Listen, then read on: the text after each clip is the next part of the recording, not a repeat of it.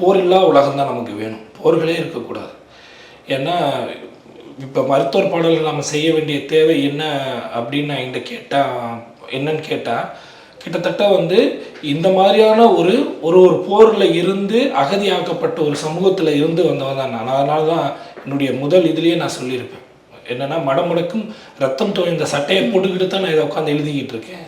இப்போ எங்கள் மீதான ஒரு தமிழர்களாக எங்கள் மீது நடத்தப்பட்ட அநீதியில் இருந்து ஒரு புலம்பெயர்ந்த இடத்துல இருக்கிறப்ப எங்களுக்கு குரல்கள் கொடுக்கப்பட வேண்டும், எங்களுக்கு குரல்கள் வேண்டும் அப்படின்னு தேடிட்டு இருந்த ஒரு சமூகத்தில் நாம் வர்றப்ப நம்ம கண் முன்னாடி இன்னொரு சமூகத்துக்கு இப்படி நடக்கிறப்ப அப்போ முதல் ஆளாக இதை பற்றி பேசுவதற்கோ இல்லை இது தொடர்பான விஷயங்களுக்கு முதல் முகம் கொடுப்பதற்கோ இல்லை அதை கொண்டு வந்து சேர்ப்பதற்கான முதல் தேவை எனக்கு இருக்குன்னு நான் பார்க்குறேன்.